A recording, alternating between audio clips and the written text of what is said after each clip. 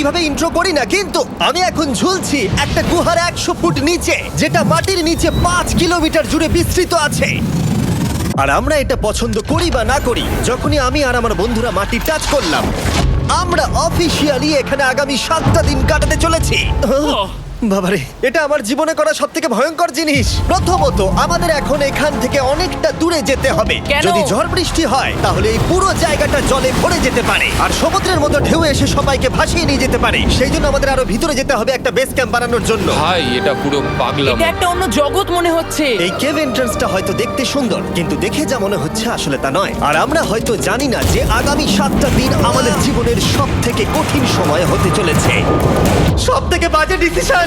ঠিক আছে, আর কিছুক্ষণের মধ্যেই অন্ধকার হতে চলেছে। ক্যাম্প না করলে আমরা বিপদে পড়বো। আমরা কোথায় যাচ্ছি সেটা কি বলবে? আমাদের ক্যাম্প সেটআপের জন্য একটা ফ্ল্যাট গ্রাউন্ড খুঁজতেই হবে। কেভের ভেতরে ঢোকার পরে আমরা এমন একটা জায়গা খুঁজে পেলাম যেটা অনেকটা উঁচুতে থাকায় আমরা জল থেকে সুরক্ষিত থাকতে পারবো। তার মানে এটা ক্যাম্পের জন্য পারফেক্ট। পারফেক্টটা একটু বেশি হয়ে গেল। মোটামুটি বলা যেতে পারে। ঠিক আছে, ক্যাম্পের জন্য মোটামুটি। প্রথম দিনের বাকিটা আমরা কাটিয়ে দিলাম আমাদের জিনিসপত্র আনতে। প্রত্যেকটা ব্যাগের ওজন প্রায় 80 পাউন্ড। আর যেমনটা তোমরা ফুটেজে দেখছো, আমরা এটা করতে 4 ঘন্টা লাগিয়ে দিলাম। এখান থেকে যাওয়া খুব কঠিন।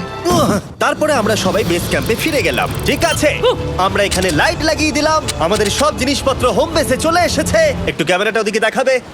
ওদিকটা কিন্তু ভয়ানক অন্ধকার, আর সবসময় এরকমই থাকবে। তাই আমরা ক্যাম্পিং গ্রাউন্ডের জন্য খুব বেশি কিছু করতে পারলাম না। কটা ফুটো করে দড়ি টাঙিয়ে দিলাম। এটা ধরো আর ওঠো দেখি। মনে হচ্ছে আমাদের হ্যামকগুলো ভালোই সাপোর্ট পাবে। আর তারপরে আমাদের সার্ভাইভাল গাইড জোয়ের সাহায্যে আমরা হ্যামক টাঙালাম। এই সরু দড়িটা আমার হ্যামকটাকে ধরে রাখবে। হ্যাঁ, ডিনার খেয়ে আমরা প্রথম রাত্রি ঠান্ডার জন্য তৈরি হলাম। আমি মিথ্যে কথা বলবো না, আমি যতটা ভেবেছিলাম তার থেকে এই হ্যামকটা অনেক বেশি কমফোর্টেবল। এই আমি তো আমার চমকেই হাতটা তো গেছিলাম। বড় কেন ভাই? এই কেভটা 2.5 কিলোমিটার ডিপ, আর আমরা এখন এন্ট্রান্সের কাছেই ক্যাম্পিং করছি। কাল আমরা অনেক কিছু এক্সপ্লোর করব। তোমরা কেমন ঘুমালে? ভয়ঙ্কর। ঘুমই হয়নি। এটা সত্যি একটা অস্বস্তিকর পরিবেশ। কেবের ওপর থেকে অনবরত আমাদের উপরে জল পড়েই যাচ্ছিল, তাই উপরে একটা প্লাস্টিক চাপালাম, কিন্তু তাও আমাদের হ্যামকের উপরে জল পড়েই যাচ্ছিল। একটা আইডিয়া আছে, চলো শেল্টারগুলোকে ভালোভাবে তৈরি করি। আমার মনে হয় এই প্লাস্টিকগুলোকে জুড়ে দিলে আর জল পড়বে না। বাহ, তুমি তো জিনিয়াস। আমি শুধু একজন ইউটিউবারই নয়, ঠিক আছে? আমার হ্যামকটা এটার উপরে ঝুলছিল। মানে দেখো, আমি আরেকটু হলে হ্যামক থেকে নেমে পড়ে যেতাম। আর আমরা সেই সময় এটা বুঝতেই পারিনি যে এই গর্তটা প্রায় 40 ফুট গভীর। তাই যখন আমি আর শন প্লাস্টিকগুলোকে জুড়ছিলাম, তখন ম্যাক আর কার্ল এই গর্তটা কতটা ভয়ঙ্কর সেটা দেখতে গেল। আমার হ্যামকটা দেখতে পাচ্ছো? ওখানে আমি ঘুমোচ্ছিলাম। এদিকটা দেখো। আর যেহেতু এই কেভে সব একই রকম দেখতে, তাই আমাদেরকে ফলো করা অনেকটাই কঠিন ছিল। এই ম্যাপে তোমরা আমাদের হোম বেস দেখতে পারবে, আর দেখতে পারবে ওরা ওখান থেকে কত দূরে হ্যাঁ, যাচ্ছে। এটা তো খুবই ভয়ঙ্কর। ভাই এটা পাগলামো। আর যখন ছেলেরা র্যান্ডমলি এক্সপ্লোর করছিল, তখন আমি আর শন ক্যাম্পে কাজ করছিলাম। এই স্লিপিং ব্যাগটা এখানে কেন পড়ে? কারণ এটার থেকে পিয়ের গন্ধ বেরোচ্ছে। ইয়া, এটার থেকে শেখা উচিত স্লিপিং ব্যাগ ভাড়া নিতে নেই। আমরা স্লিপিং ব্যাগ কেন ভাড়া আমি- নিয়েছি? কেন আমি আমরা জানি না। স্লিপিং ব্যাগগুলো কিনে আনতে পারলাম না? আর তারপরে আমরা এই দুটো প্লাস্টিককে জিপ টাই দিয়ে জুড়ে দিলাম। কিছু মনে করো না, এই দড়িটার উপরে আমার জীবন বাজি আছে। আর তখন ওইদিকে ম্যাক আর কার্ল তখন ওই গর্তের মধ্যে। ও মাই গড, ম্যাক! আর শেষ পর্যন্ত ওরা একদম নিচে পৌঁছে গেল। এই! আমি তো ভাবলাম সবাই ক্যাম্প নিয়ে কাজ করবে। আমরা শুধু দেখাচ্ছিলাম জায়গাটা কতটা ভয়ঙ্কর। না পড়লেই হবে, তোমাদের স্কিল নেই। আচ্ছা ঠিক আছে। আর যদিও ওদের এবার ফিরে আসা উচিত ছিল, কিন্তু কাল আর ম্যাক এটা কতটা গভীর সেটা দেখানোর চেষ্টা করলো। ভাই এটা দেখতে দারুণ লাগছে। তুমি কি নদীটাকে পার করতে পারবে? কিন্তু ওরা এটা জানে না যে এই রিভারটা এই কেভের গোটাটাই জুড়ে আছে। তার মানে এর মধ্যেও আমাদের কিছুটা সময় কাটাতে হতেই পারে। ওই তো ওরা এসে গেছে। এসো। তোমরা রান্না করে রেখেছো তো? হ্যাঁ, রান্না করেছি। ঠিক বলেছ। একটা নতুন বাড়ি, ঠিক বলেছি তো? একদম। এখন আমাদের একটা ছাদ আছে। আর এটা তো দারুণ। জিমি রান্না বেশ ভালোই আর করেছে। আমরা আমাদের ফায়ার পিটটাকে এই সুন্দর জায়গাটাতে নিয়ে এসেছি। জায়গাটা কেমন? বেশ গরম। আরামদায়ক। এই পাথরগুলো গরমটাকে ধরে রাখবে এবং ওপর থেকে যে পি পড়ছে সেগুলোকে আটকে দেবে। ওটা পি নয়। তাহলে ওটাকে কি বলবো? যদি জানি না, হয়তো বৃষ্টির জল হবে। না, এটা বৃষ্টি নয়, না, পাথর মানে ইয়ে তুমি করছে। কিছু- এই একটু উপরে দেখাও। তুমি মেঘ দেখতে পাচ্ছো? পাথর দেখা যাচ্ছে। এটা বৃষ্টি নয়, রক পি। Rock P. ঠিক আছে, রক পি।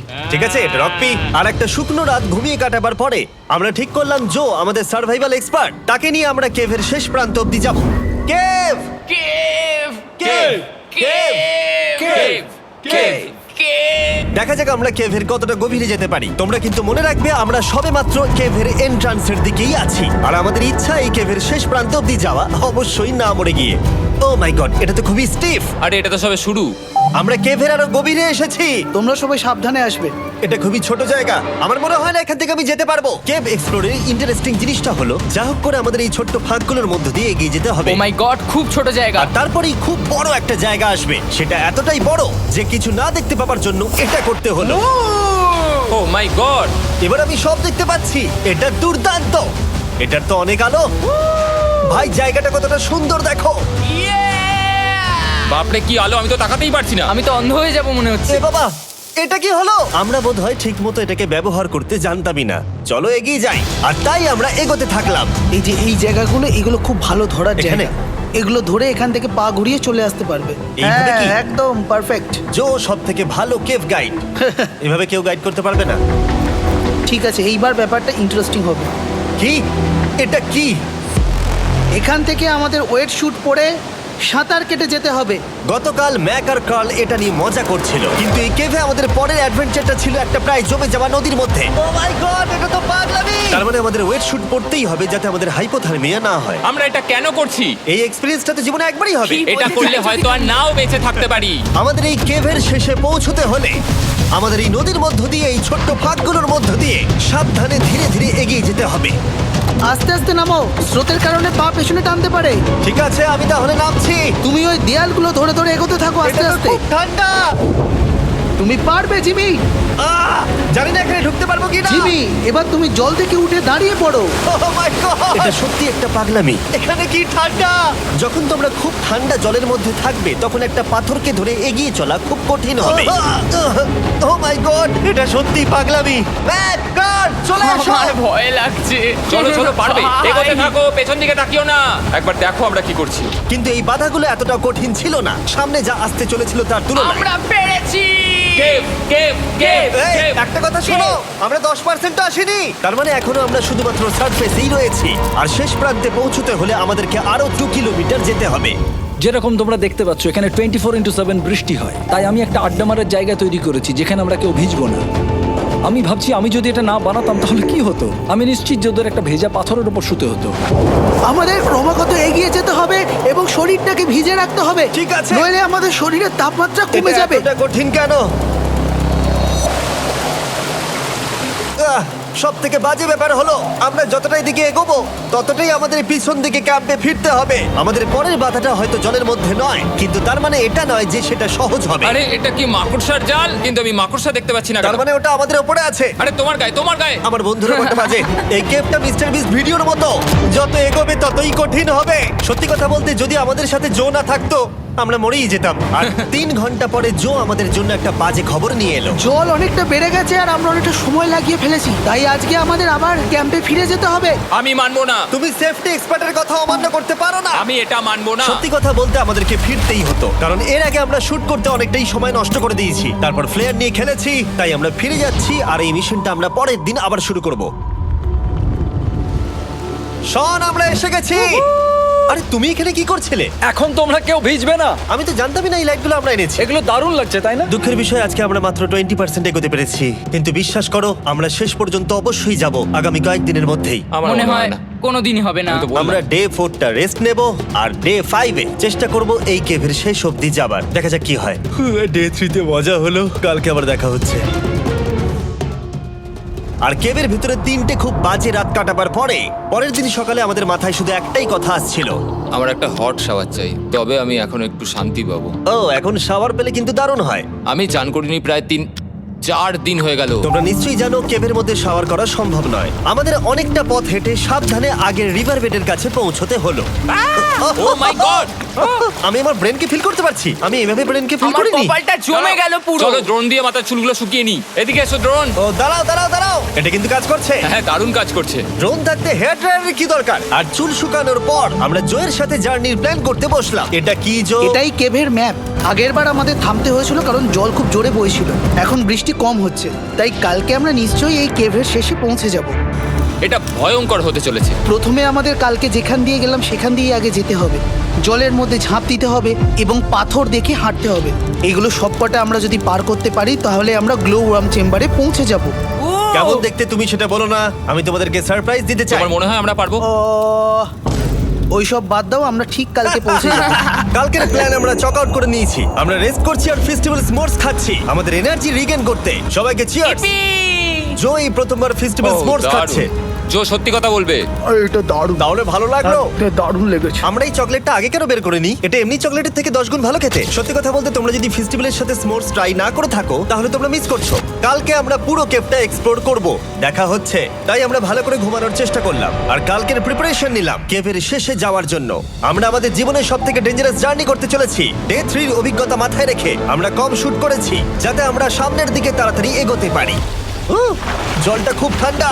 হ্যাঁ, আগের দিনের মতোই খুব ভালো। এই তো আর যাতে আমরা সবাই বেঁচে ফিরতে পারি তাই জো ছাড়াও আরেকজন সার্ভাইভাল এক্সপার্টকে আমরা নিয়ে এসেছিলাম। এখানে আমরা ডে 3 তে আটকে গেছিলাম। এখন আমরা কি করব? এবারে আমরা অনেক তাড়াতাড়ি এসেছি। আমাদের পিছনে ঘন অন্ধকার। কোথায় যাব? এই রাস্তাটা অনেক সরু এবং হ্যাঁ। স্রোত প্রচুর বেশি, তাই আমরা দেয়ালগুলো ধরে ধরে আস্তে আস্তে এগোবো। এই যে এইভাবে। ও হ্যাঁ, God! এই রকটায় জাম্প করো। কয়েকটা ভালো পাথর আছে যেগুলোকে তুমি ধরে এগোতে পারবে। আরে এখানটা তো অনেক অন্ধকার। আমি আর পা পাচ্ছি না, আমি এখন মাটিতে আর পাই পাচ্ছি না। যেহেতু আমরা মাটিতে পা পাচ্ছিলাম না তার মানে যদি আমরা পাথর ছেড়ে দিই তাহলে এই জলের স্রোত আমাদেরকে ভাসিয়ে নিয়ে যেতে পারে। জো আমরা কি করব? আমি এটা ধরে এসেছি, তুমি এটা ঠিক আছে, ধরো। আমি তো দেখতেও পাচ্ছি না কোথায় যাচ্ছি। জো স্রোত আমাকে ভাসিয়ে নিয়ে চলে যাচ্ছে। আমি তুমি করবো কি করে? পারবে, পারবে। শুধু মুখটা এখান থেকে ঢুকিয়ে দাও, আমি হেল্প করছি। এখানে আমি ঢুকবো? হ্যাঁ, এই গর্তের মধ্যে। এই তো, খুব ভালো। এটা আমার জীবনের সব থেকে বিপজ্জনক অ্যাডভেঞ্চার। আমরা এখন কেভের অনেক গভীরে চলে এসেছি আর এবার আমাদের সামনে প্রথম বড় বাধা। এখানে জলের একটা ঘূর্ণাবর্ত আছে, যদি তুমি এর মধ্যে পড়ে যাও তাহলে তোমাকে একদম নিচে নিয়ে চলে যাবে। মানে আমরা পড়ে গেলে মরে যেতে পারি। হ্যাঁ, মানে আমরা মৃত্যুর সাথে খেলা করছি। এটা এতটা বিপজ্জনক হতে পারে আমি সত্যিই ভাবিনি। খুব ভালো। এই তো, তাহলে কি আমার পা এখানে হ্যাঁ, রাখবো? রাখো রাখো। ঠিক আছে, এই তো আমি পেরেছি। এটা আমার ভাবনার থেকেও বেশি কঠিন ছিল। এই নদীটা কতটা শক্তিশালী এই গোটা কেভটাকে তৈরি করেছে। কিন্তু মজার ব্যাপার হলো আমরা পাথরের মতো শক্তিশালী নই। আমি শুধুমাত্র মানুষের মতোই শক্তিশালী। সৌভাগ্যবশত কাল এই অ্যাডভেঞ্চারে লিড করেনি, তার বদলে আমরা একজন অ্যাভেঞ্জার জোকে পেয়েছি। ও কতটা এক্সপার্ট তার প্রমাণ হিসেবে বলতে পারি। সে লিটারালি কতটা ওপর থেকে আমাদেরকে নদীতে ঝাঁপ দিয়ে দেখালো। ও মাই গড, এটা পাগলামি। কে বললো এটা পাগলামি? এটা তো আমার কাছে খুবই সহজ। আমি এটা করব। তুমি কোনোভাবেই এটা করতে পারবে না। আরে কি বলছোটা কি তুমি? আমি এক্ষুনি করতে চাই। চলো যাচ্ছি Joe. Godspeed back. Jimmy আমার সাথে যা যা করেছে তার কাছে এটা তো কিছুই নয়। 3, 2, 1।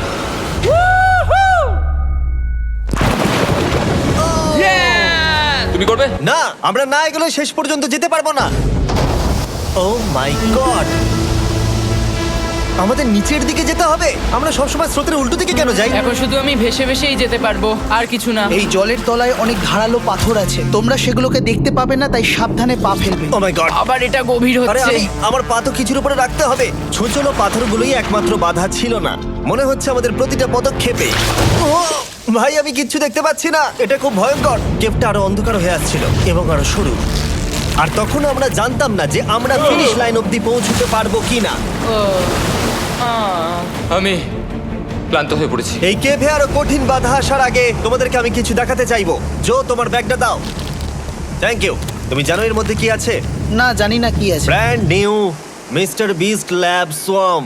সত্যি কথা বলছি, গত 5 ঘন্টা ধরে যেহেতু আমি অনেক পরিশ্রম করেছি তাই কোনো মতেই এখন এটা আমি বলার মতো অবস্থায় নেই। তাই এটা শুট করার 1 মাস পরে আমি পুরো কেপ সেটটা তৈরি করলাম ফিউচার জিমি নেম ট্যাগ দিয়ে। তারপরে বললাম, হে আমি ফিউচার জিমি, আর আমি এখন তোমাদেরকে বলবো brand new toy line of mister beast lab swamp সম্পর্কে। এটা একটা কালেক্টেবল টয় লাইন আর এখানে 119টা ইউনিক ডিজাইন ক্যারেক্টারও আছে যা তোমরা কালেক্ট করতে পারো। আর সবথেকে দারুণ ব্যাপারটা হলো কোন ক্যারেক্টারটা তুমি পেয়েছো সেটা জানতে হলে এই টিউবে ওয়াটার দিয়ে নাড়াতে হবে আর তোমার সোয়ামস তোমার সামনে চলে আসবে। আর আমি এটা ডেমনস্ট্রেট করতে এই বিশাল বড় টিউবটাকে বানিয়েছি। এই টিউবটাকে জল দিয়ে ভরে দাও। তোমাদের এত জলের দরকার নেই, এটা অনেক বড় বলে এত লাগছে। ঠিক আছে, এটা এখন জলে ভর্তি হয়ে গেছে। এবার এটাকে একটু নাড়াতে হবে। এটা কি আর নাড়াতে হ্যাঁ হবে? হ্যাঁ, অনেক নাড়ানো হয়ে গেছে। এবার জল ঢালো এখানে। জো ঢালছে। আর জল ঢালার পরে তোমরা দেখতে পাবে তোমরা কোন সোয়ামটা পেয়েছো। এটা সব থেকে রেয়ার হাইপোক্রোম, যেটা মাত্র 1000টা বানানো হয়েছে। জো, এটা তোমার। থ্যাংক ইউ সো এটা মাচ। চাই। আর এটা তোমার। কাল কি নেবে? আমার কাছে দুটোই ছিল। আর আমরা শুধু সোয়ামেই থেমে নেই, আমরা এই অ্যাকশন ফিগার প্যান্থার গুলো বানিয়েছি যেগুলো এই ব্রিফকেসে আছে, আর এই সোয়ার্মের মতো এই মিউটেটর। যখন তোমরা কিনবে দেখতে পাবে এর ভেতরে কি আছে। কোথায় কিনবো? ভালো হয়েছে জিজ্ঞাসা করলে। মিস্টার বিস্ট ল্যাব টয়েস এখন তোমরা পৃথিবীর সব জায়গায় পেয়ে যাবে। এগুলো সব বেরিয়ে গেছে, তোমরা গিয়ে কিনে নাও। আর কেবের মধ্যে অনেক সমস্যা পেরোনোর পরে আমরা ফাইনালি পৌঁছে গেলাম গ্লো ওয়ার্ম চেম্বারে। ভাই এবার খুব ভালো লাগছে। ঠিক আছে টিম, তোমাদের গ্লো ওয়ার্ম চেম্বারে স্বাগত। এ তো দারুণ। এটা দারুণ লাগছে। ভাই এটা পৃথিবী মনে হচ্ছে না এখানে একদমই। যে আলো তোমরা দেখতে পাচ্ছ সেগুলো আসলে ছোট্ট ছোট্ট বায়োলুমিনেসেন্ট গ্লো ওয়ার্ম তৈরি করেছে। এটা দেখতে অনেকটা মিল্কি ওয়ে গ্যালাক্সির মতো লাগছে। ওয়াও! আর এই মুহূর্তটা, এই ভিউ, সত্যি বলতে এই ট্রেকের সমস্ত ক্লান্তি যেন দূর করে দিল। এখানে অবধি পৌঁছানো যেন সত্যি একটা অ্যাচিভমেন্ট ছিল। কিন্তু এখন আমাদের যাত্রা শেষ হয়নি, কারণ আমাদের এখান থেকে এখন বেস ক্যাম্পে ফিরতে হবে।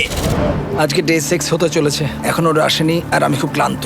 আমার মনে হয় না আমি ভালো করে ঘুমোতে পারবো, ওদের জন্য খুব চিন্তা হচ্ছে। এই ট্রিপটা অনেকটাই সহজ ছিল কারণ আমরা স্রোতের সাথে ভেসে ভেসে যাচ্ছিলাম। আর যেহেতু তোমরা এই ট্রিপটা দেখেছো তাই আমরা এটাকে স্কিপ করলাম। কিন্তু সত্যি বলতে এই জার্নিটাও অনেকটা বেশি সময় নিল, কারণ আমরা ক্যাম্পে পৌঁছানোর আগেই 6 নম্বর দিন চলে এলো। শন, সবাই ঠিক আছে তো?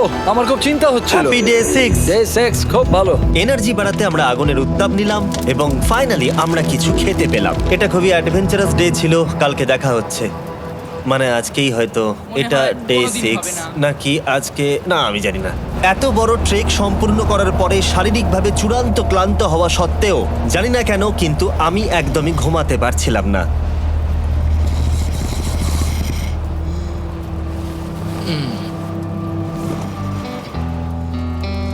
আমি 7 দিন সলিটারি কনফাইনমেন্টে কাটিয়েছি, কবরে কাটিয়েছি, 7 দিন রাফটে থেকেছি। কিন্তু সত্যি কথা বলতে এটা সবার থেকে বেশি কঠিন ছিল, কারণ সব সময় ভিজে, ঠান্ডা, প্রত্যেক মুহূর্তে এই পাথরগুলো শরীরে ব্যথা দিচ্ছে। বেশিরভাগ সময়টাই এই কেভটা দুঃস্বপ্নের মতো ছিল। কিন্তু তোমার আর আমার মধ্যে জিমি! ইয়ো! গার্ড, আমাকে দেখতে পাচ্ছ? এটা পৃথিবীর সবথেকে উজ্জ্বল টর্চ। মজার মুহূর্ত অনেক ছিল। মাটির নিচে 300 ফুট গভীরে অভিযান চালানো থেকে আমাদের সবাই মিলে হ্যামক নিয়ে হাসাহাসি করা সবকিছুই এই অভিযানের অংশ ছিল। যেহেতু আমাদের সঙ্গ দারুণ, চলো তিমির মতো আওয়াজ করো। তাই এই ভিজে, ঠান্ডা, পাথুরে অদ্ভুত কেভের ট্রিপটা বদলে গেল আমাদের জীবনের সব থেকে সুন্দর মুহূর্তে।